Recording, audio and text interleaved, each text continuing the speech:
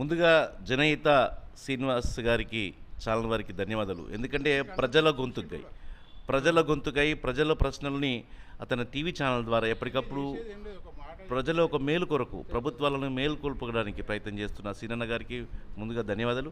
వాస్తవం సీనన్న గారు, మీరు చేస్తున్న సేవల్లో భాగంగా ఈరోజు ఉప్పల్ సర్కిల్లోని చిలకనార్ అండ్ బీరపగడ ప్రాంతంలో మీరు కొన్ని వీడియోస్ నేను చూసినాను.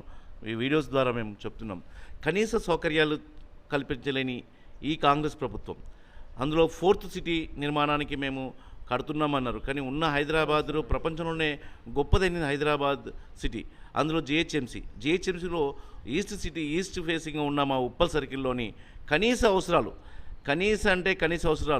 ఒక డ్రైనేజ్ విషయంలో కూడా నిర్లక్ష్యం ఉంది. డ్రైనేజ్తో పాటు ఏమీ లేదు, కరెంటు కోతలు కూడా మొదలుపెట్టినారు. అంటే ఇంకా ఎండాకాలం మొదలు కాలేదు, అప్పుడే కరెంటు కోతలైన ప్రజలు గొంతుకై ప్రజలు ప్రశ్నిస్తున్నారు.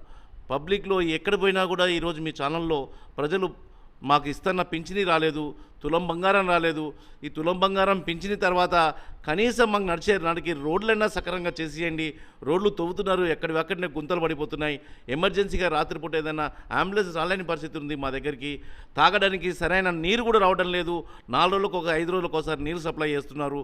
వీడికి తోడు మొన్న మా ఉప్పల్లోని నల్లచెరువు కట్ట ఉంటుంది, చాలా పెద్దది, వరంగల్ హైవేకి, దాని సుందరీకరణలో భాగంగా ఆ చెరువుని డిస్టర్బ్ చేసినారు.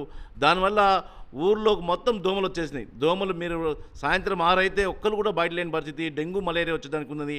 రెగ్యులర్గా వచ్చే ఫాగింగ్ అంటే దోమల నివారణకు సంబంధించిన ఒక దోమలది పొగ వేసేవాళ్ళు, అది కూడా వేస్తలేరు. అంతకుముందుకు దోమలని నివారించడానికి ఒక కార్యక్రమం ఉండే, అది కూడా చేస్తలేరు. ఇవన్నీ కూడా నిర్లక్ష్యం.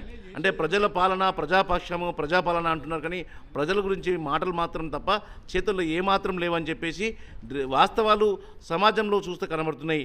ఈరోజు చిలకనార్ మెయిన్ రోడ్, చిలకనార్కి ప్రధాన రహదారి, ఆ రహదారి ఇప్పటికీ 3 నెలలు అవుతుంది, ఇంకా దాన్ని ఇన్కంప్లీట్ కాలేదు. అక్కడున్న 50-60 షాపు ఓనర్లకు చాలా ఇబ్బంది, ఆర్థికంగా చాలా ఇబ్బంది అవుతుంది, వ్యాపారం లేక. దాని పక్కనే హిందూ శ్మశాన వాటిక ఉంటుంది. జనరల్ అందరూ కూడా, ఊర్లో జనరల్ వాళ్ళందరూ కూడా కాలుస్తారు. ఈ రోజు వరకు కూడా అది నిర్లక్ష్యం పొంది. అంటే ఒక్క సమస్య ఏంది, ఈ విధంగా చెప్పుకుంటూ పోతే పూర్తిగా గాలికి వదిలేసిన పరిపాలన ఉంది. సంక్షేమం పూర్తిగా నిర్లక్ష్యం చేస్తున్నారు. ప్రజలు ఎక్కడికక్కడ నిలదీస్తున్నారు. ఇది ప్రజా గొంతుకై ప్రజలను ప్రశ్నించినందుకు వారు ఇప్పటికైనా మేల్కొనాలి. అధికారులు కానీ పాలకులు కానీ ఎప్పుడైనా మేల్కొని సమస్యలను పరిష్కరించాలి.